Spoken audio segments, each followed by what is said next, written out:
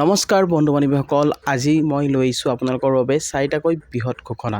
যিহেতু চাৰিটাকৈ আছে আপোনালোকৰ বাবে ভাল খবৰ, যিহেতু ইতিমধ্যে মুখ্যমন্ত্ৰী ঘোষণা কৰিছে আৰু আপোনালোকে এই আঁচনি যিহেতু লাভ কৰিব। তো কি আঁচনি আপোনালোকে লাভ কৰিব আৰু অৰুণোদয় আঁচনি, PM কিষাণ, লগতে নিযুত মইনা আঁচনিক লৈ যিহেতু এটা ভাল খবৰ। তো বলকচোন জানি লওঁ কি খবৰ। তো গতিকে ভিডিঅ'টো কোনো স্কিপ নকৰিব, শেষলৈকে চাই থাকিব। তো বলক ভিডিঅ'টো আৰম্ভ কৰোঁ। Welcome to my channel Kutlak Assam. তো গাইজ প্ৰথমতে যিহেতু দিব ওলাইছোঁ আপোনালোকক অৰুণোদয় আঁচনিৰ যিহেতু যোৱা 10 তাৰিখে যিহেতু অৰুণোদয় আঁচনি পে'মেণ্ট বহুতো হিতাধিকাৰীয়ে লাভ কৰা নাই। তো কিহৰ বাবে লাভ কৰা নাই আজি মই আপোনালোকক ক'ম। যিহেতু অৰুণোদয় আঁচনিৰ যিহেতু প্ৰতিটো মাহৰ যিহেতু 10 তাৰিখে দিয়া হয়, প্ৰতিটো মাহৰ 10 তাৰিখে অৰুণোদয় ধন যিহেতু ৰিলিজ কৰা হয়। তো সকলোৰে কিস্তি যিহেতু সকলোৱে লাভ কৰে, সকলো দৰিদ্ৰ পৰিয়ালে যিহেতু অৰুণোদয় আঁচনি লাভ কৰে। তো তাৰে ভিতৰত যিহেতু বহুতো হিতাধিকাৰীয়ে অৰুণোদয় আঁচনি লাভ কৰা নাই। তো এবাৰ যিহেতু মুখ্যমন্ত্ৰী ঘোষণা কৰিছে যে নতুনকৈ আৰু 20 লাখ যিহেতু হিতাধিকাৰীক দিয়া হ'ব অৰুণোদয়, কিন্তু সেই আগৰ মহিলাসকলে কিয় কিস্তি লাভ কৰা নাই। তো কথাটো আপোনালোকক যিটো মই জনাব বিচাৰিছোঁ, অৰুণোদয় আঁচনি আপোনাৰ যদি সকলো ঠিকে আছে, আপুনি যদি এজন যোগ্য হিতাধিকাৰী হয়, তেনেহ'লে আপুনি নিশ্চয় লাভ কৰিব, কিয়নো আপোনালোকৰ একাউণ্টত ইতিমধ্যে যিহেতু পইচা ৰিলিজ কৰি দিয়া হৈছে। তো কিছুমানে যিহেতু লাভ কৰিছে বা কিছুমানে লাভ কৰা নাই। যদি আপুনি অৰুণোদয় আঁচনিৰ 1250 টকা লাভ কৰা নাই, তেনেহ'লে আপুনি 2 এদিন ৱেইট কৰক, কিয়নো আপোনালোকক যিটো 10 তাৰিখে দিয়া হৈছিলে অৰুণোদয় আঁচনি, কিন্তু তাৰে কিছুমানৰ লোকে লাভ কৰিছে, কিছুমানে লাভ কৰা নাই। যদি আপুনি পোৱা নাই, আপোনাৰ একাউণ্টটো এবাৰ আপুনি ভেৰিফাই কৰি চাব। যদি আপোনাৰ একাউণ্টটো আপোনাৰ ঠিকে আছে, কিয়নো মুখ্যমন্ত্ৰী জনাইছিলে যে আপোনাৰ আধাৰ কাৰ্ডখন যিহেতু আপোনাৰ আধাৰ কাৰ্ড ৰেচন কাৰ্ডৰ লগত লিংক হ'ব লাগিব বুলি, কিন্তু আপোনালোকৰ আধাৰ কাৰ্ডখন ৰেচন কাৰ্ডৰ লগত লিংক আছেনে নাই। আপুনি যদি ৰেচন কাৰ্ডৰ লগত আধাৰ কাৰ্ড লিংক কৰা নাই, তেনেহ'লে আজি আপুনি লিংক কৰক, কিয়নো আপুনি যদি সেই কামখিনি নকৰে, তেনেহ'লে আপুনি অৰুণোদয় আঁচনিৰ ধন লাভ নকৰে। কিয়নো মুখ্যমন্ত্ৰীয়ে যিটো জনাইছে যে বহুতো হিতাধিকাৰীৰ যিহেতু আপোনাৰ যিটো ফোন নম্বৰক লৈ যিটো খেলি মেলি দেখিবলৈ পোৱা গৈছিলে। তো তাৰে ভিতৰত যিহেতু আপোনাৰো হয়তো হ'ব পাৰে, যদি আপোনাৰ তেনেকুৱা সমস্যা হৈ আছে, তেনেকুৱা ক্ষেত্ৰত আপুনি হয়তো অৰুণোদয় আঁচনি লাভ নকৰে। তো আপুনি আপোনাৰ পঞ্চায়ত অফিচ বা মহকুমা অফিচত আপুনি খবৰ কৰক, আপোনাৰ বেনিফিচিয়াৰী যিটো নম্বৰ আছে সেই ৰেজিষ্ট্ৰেশ্যন নম্বৰটো আপুনি লৈ যাব আৰু তেখেতসকলক আপুনি কওক যে আপুনি অৰুণোদয় আঁচনি লাভ কৰা নাই, আপোনাৰ কি সমস্যা হৈ আছে, তেখেতসকলে আপোনালোকক জনাই দিব। আৰু এতিয়া যিটো মুখ্যমন্ত্ৰীয়ে কৈছে যে এবাৰ নতুনকৈ যিহেতু আৰু 20 লাখ মহিলাক দিয়া হ'ব, কিন্তু আগৰ হিতাধিকাৰীসকলে কিয় লাভ কৰা নাই। তো তাৰ কাৰণে আপোনালোকে যাব লাগিব মহকুমা অফিচত, আপোনাৰ নামটো আছেনে নাই, আপোনাৰ নামটো কৰ্তন হৈছে নেকি। যদি আপোনাৰ নামটো কৰ্তন হোৱা নাই, তেনেহ'লে আপুনি নিশ্চয় লাভ কৰিব, আৰু যদি কৰ্তন হয়, তেনে ক্ষেত্ৰত আপুনি হয়তো অৰুণোদয় আঁচনি নাপাব পাৰে। তো আপুনি সেইকাৰণে আপোনাৰ নামটো আছেনে নাই, আপুনি পঞ্চায়ত অফিচ বা মহকুমা অফিচত গৈ আপুনি সেই নামটো আপোনালোকে খবৰ লওক, আপোনাৰ নামটো আছেনে নাই, আপোনাৰ মোবাইল নম্বৰটো আপোনাৰ ঠিকে আছেনে নাই। কিয়নো মুখ্যমন্ত্ৰীয়ে জনাইছে যে বহুতো হিতাধিকাৰীৰ যিহেতু মোবাইল নম্বৰক লৈ যিটো খেলি মেলি দেখিবলৈ পোৱা গৈছে, আৰু যিহেতু আগতে অৰুণোদয় আঁচনিৰ যিহেতু মৃত্যু ব্যক্তিৰ যিহেতু অৰুণোদয় আঁচনি লাভ কৰি আছিলে, য'ত তেখেতসকলৰ যিহেতু নামটো কৰ্তন কৰা হোৱা নাছিলে। তো তেনেকুৱা ক্ষেত্ৰত যিহেতু বহুতো খেলি মেলি দেখিবলৈ পোৱা গৈছে। তো তাৰ কাৰণে আপোনালোকে যিহেতু আপোনাৰ নামটো আছেনে নাই আপুনি চাব লাগিব, আৰু আপোনাৰ লোকৰ যিহেতু পৰিয়ালৰ যদি তেনেকুৱা সদস্য আছে, তেনে ক্ষেত্ৰত আপোনালোকে নামটো কৰ্তন কৰিব লাগিব। আৰু অৰুণোদয় আঁচনি যিহেতু এবাৰ যিহেতু মুখ্যমন্ত্ৰীয়ে কৈছে যে 20 লাখ মহিলাক দিয়া হ'ব, তাৰ কাৰণে আপোনালোকক যিটো 3জনীয়া যিটো বুথ গঠন কৰা হৈছে, সেই বুথ আপোনালোকৰ ঘৰত যাব, গৈ আপোনালোকক যিটো ছাৰ্ভে কৰিব, আপোনালোকক ভেৰিফাই কৰিব, আৰু ভেৰিফাই কৰিহে আপোনালোকক অৰুণোদয় আঁচনি ফৰ্ম যিটো দিয়া হ'ব, যিটো 1 ছেপ্টেম্বৰৰ পৰা আপোনালোকে নতুনকৈ যিহেতু অৰুণোদয় 3ৰ যিটো ফৰ্ম লাভ কৰিব পাৰিব। তো গাইজ আপোনালোকে নিশ্চয় বুজি পাইছে। আৰু অৰুণোদয় আঁচনি পে'মেণ্ট আপোনালোকে লাভ কৰিব, কিন্তু তাৰ কাৰণে আপোনালোকে কিছুদিন ৱেইট কৰিব লাগিব। যদি আপোনাৰ একাউণ্টত পইচা অহা নাই, আজি যিহেতু ছানডে, হয়তো কাইলৈ আপোনালোকৰ একাউণ্টত আহি যাব পাৰে। আপোনালোকে কিছুদিন হয়তো আপোনালোকে 12 ঘণ্টাৰ পৰা যিহেতু আপোনালোকে 48 ঘণ্টা আপোনালোকে ৱেইট কৰিব লাগে। তো আপোনালোকে ৱেইট কৰি চাওক, যদি নাহে আপোনালোকে আপোনাৰ অফিচত গৈ আপোনালোকে কমপ্লেইন কৰিব লাগিব। তো গাইজ আপোনালোকে নিশ্চয় বুজি পালে। তো নতুনকৈ যিহেতু আপোনালোকক আৰু এটা খবৰ দিব বিচাৰিছোঁ, যিহেতু নিযুত মইনা আঁচনি লৈ। তো নিযুত মইনা আঁচনি লৈ ভাল খবৰ, যিটো নিযুত মইনা যিবিলাক ছাত্ৰী আছে, সেই ছোৱালীবোৰক যিহেতু দিয়া হ'ব। নিযুত মইনা যিহেতু ছাত্ৰীসকলক যিহেতু দিয়া হ'ব 10,000 টকাকৈ নিযুত মইনা আঁচনিৰ তৰফৰ পৰা, যিহেতু মুখ্যমন্ত্ৰীয়ে এই আঁচনি যিহেতু আৰম্ভ কৰিছে, আৰু এই আঁচনিখন যিহেতু অহা 3 বছৰত যিহেতু 10 লাখ যিহেতু ছাত্ৰ ছাত্ৰীক সামৰি লোৱাৰ যিহেতু উদ্দেশ্য লৈছে, যিহেতু 10 লাখ ছাত্ৰ ছাত্ৰীক এই সুবিধা দিয়া হ'ব। আৰু ইয়াত আপোনালোকৰ আঁচনিখনৰ উদ্দেশ্য কি লৈ যিহেতু কৰা হৈছে, ইয়াত কৈছে উচ্চ শিক্ষাত কন্যা ছাত্ৰীক নামভৰ্তিৰ বৃদ্ধি কৰা হ'ব। যিহেতু আপোনালোকৰ ৰাজ্যৰ অধিক সংখ্যক কন্যা ছাত্ৰীয়ে উচ্চ শিক্ষা লাভৰ পৰা যিহেতু পসন্ত কৰক, আৰু তাৰপিছত বাল্য বিবাহ প্ৰতিৰোধত অৰিহণা যোগাব। যিহেতু বাল্য বিবাহ যিহেতু দেখিবলৈ পোৱা যায়, তো সেই ক্ষেত্ৰত যিহেতু ছাত্ৰীসকল যিটো উপকৃত হ'ব আৰু ইয়াৰ পৰা যিহেতু আপোনালোকৰ প্ৰতিৰোধ যিটো অৰিহণা যোগাব।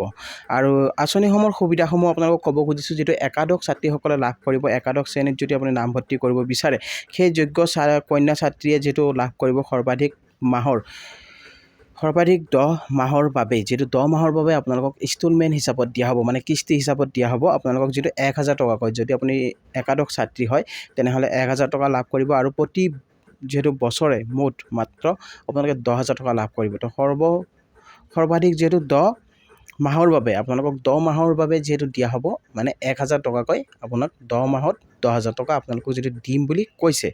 আৰু সৰ্বাধিক 10 মাহৰ বাবে প্ৰতি মাহে যিটো দিয়া হ'ব 1250 টকা প্ৰৰোচনা, 1250 টকা দিয়া হ'ব, যাৰ ফলত স্নাতক প্ৰথম বৰ্ষত BA BSc BCom নামভৰ্তি কৰা প্ৰতিগৰাকী যোগ্য কন্যা ছাত্ৰীক প্ৰতি বছৰে যিটো 12,500 টকা প্ৰদান কৰা হ'ব আৰু মাহে আপোনালোকে 1250 টকাকৈ যিটো ছাত্ৰীসকলক দিয়া হ'ব। আৰু সৰ্বোচ্চ 10 মাহলৈকে প্ৰতি মাহে যিহেতু 2500 টকালৈকে, মানে 2500 টকাৰ প্ৰৰোচনা প্ৰদান কৰা হ'ব কোনসকল ছাত্ৰীক MA MSc তাৰপিছত MCom তাৰপিছত BAD, যিসকলে MA MSc MCom BAD নামভৰ্তি কৰিব বিচাৰে সেই ছাত্ৰীসকলে যিটো 2500 টকাকৈ লাভ কৰিব। টোটেল সমুদায় যিহেতু ছাত্ৰীসকলক দিয়া হ'ব 25,000 টকা দিয়া হ'ব নিযুত মইনা আঁচনিৰ পৰা। তো নিযুত মইনা আঁচনিৰ যিটো ফৰ্ম ইতিমধ্যে যিহেতু বহুতো ছাত্ৰীয়ে লাভ কৰিছে, আৰু যদি আপুনি যদি লাভ কৰা নাই, আপোনালোকে স্কুলৰ লগত, আপোনালোকে মহাবিদ্যালয়ৰ লগত আপোনালোকে যোগাযোগ কৰিব লাগিব। যিখন স্কুলত যিখন কলেজত পঢ়ে তাত আপোনালোকে যোগাযোগ কৰিব লাগিব। আৰু এই ফৰ্ম যিহেতু দিয়া হৈছে ইতিমধ্যে বহুতো ছাত্ৰীয়ে যিহেতু লাভ কৰিছে, তো ফৰ্মখন কেনেকৈ আবেদন কৰিব লাগে আপোনালোকক নেক্সট ভিডিঅ'ত আপোনালোকক মই জনাম কেনেকৈ আপোনালোকে আবেদন কৰিব লাগিব, ঠিক আছে। তো আপোনালোকে যদি ফৰ্ম পাইছে তেনেহ'লে আপোনালোকে ফৰ্মখন চাই লৈ আপোনালোকে ভাল জানা মানুহৰ পৰা আপোনালোকে সেই বস্তুটো আপোনালোকে কৰি ল'ব। তো নেক্সট আপোনালোকক এটা খবৰ দিব বিচাৰিছোঁ, যিটো নেক্সট খবৰ হৈছে আপোনালোকক লাখপতি বাইদেউসকলে 10,000 টকা কেতিয়া লাভ কৰিব।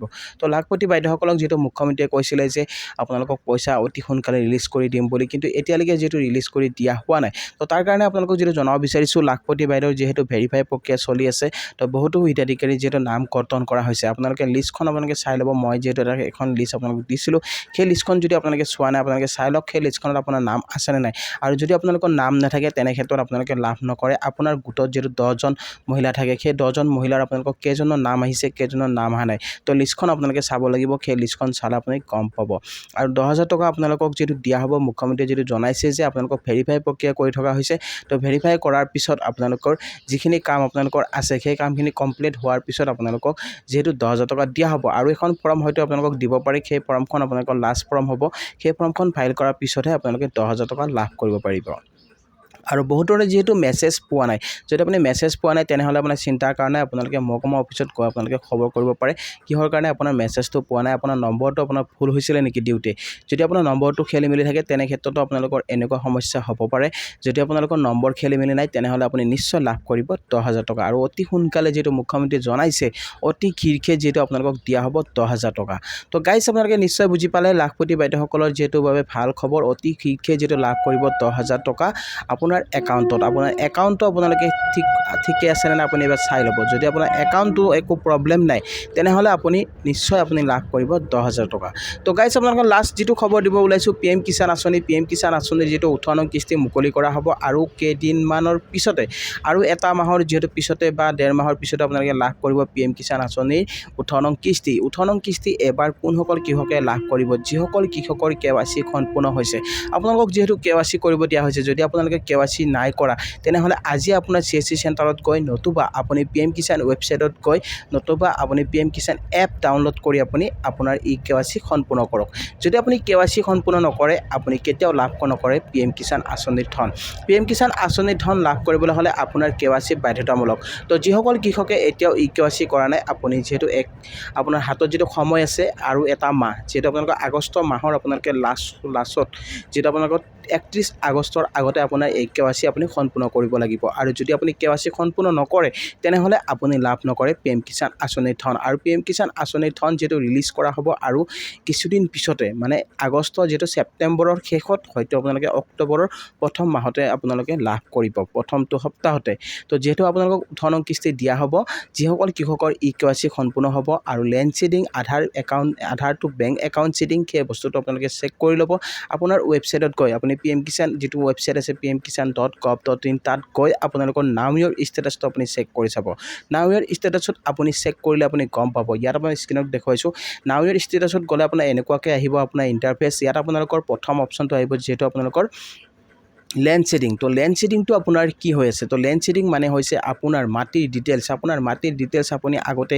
দিছিলে কিন্তু এতিয়া আপোনালোকৰ যিসকলে মাটিৰ ডিটেইলছ নতুনকৈ যেটো নতুনকৈ আপডেট কৰিব দিয়া হৈছে কিছুমানক বা লেণ্ড সিডিংটো নহৈ আছে তো তেনে ক্ষেত্ৰত আপোনালোকে নতুনকৈ মাটিৰ ডিটেইলছ দিব লাগিব যদি আপোনাৰ লেণ্ড সিডিং নহৈ থাকে যদি লেণ্ড সিডিং ইয়েছ হৈ আছে তেনেহ'লে আপুনি দিব নালাগে কোনো ধৰণৰ মাটিৰ ডিটেইলছ তো মাটিৰ ডিটেইলছ যদি আপুনি দিয়া নাছিলে তেনেহ'লে মাটিৰ ডিটেইলছটো আপুনি ভালকৈ আপোনাৰ নামত মাটি আপোনালোকে দিব লাগিব তেতিয়াহে আপুনি লাভ কৰিব PM কিষাণ আঁচনিৰ ধন আৰু KYC যেটো আপোনাক কৰিব দিয়া হৈছে নেক্সটটো যেটো KYCটো আপুনি কৰিবই লাগিব KYC নকৰিলে আপুনি PM কিষাণ আঁচনিৰ ধন কোনোদিনে যেটো লাভ নকৰিব নোৱাৰে আৰু বেংক একাউণ্টটো আধাৰ সিডিং তো আপোনাৰ আধাৰ একাউণ্টটো বেংক সিডিং যেটো আপোনাক কোৱা হয় মানে আধাৰৰ লগত আপোনাৰ বেংক একাউণ্ট সিডিং আপুনি কৰিব লাগিব তো কেনেকৈ আপুনি কৰিব তাৰ কাৰণে আপোনালোকে ৱেবছাইটত যাব পাৰে আপুনি ৱেবছাইটত গুগলত সাৰ্চ কৰিব পাৰে আপোনাৰ বেংকৰ নামটো লিখি দিব যদি আপোনাৰ ষ্টেট বেংক অফ ইণ্ডিয়া হয় যদি ষ্টেট বেংক অফ ইণ্ডিয়াটো আপোনালোকে লিখি দিব পাৰে আধাৰ সিডিং তো আধাৰ লিংক তো আপোনালোকে তাত আপোনালোকে গ'লে আপোনালোকে চাব পাৰিব আপোনাৰ লিংক হৈ আছে নে নাই যদি লিংক হোৱা নাই আপুনি অনলাইনত আপুনি লিংক কৰিব পাৰে নতুবা আপুনি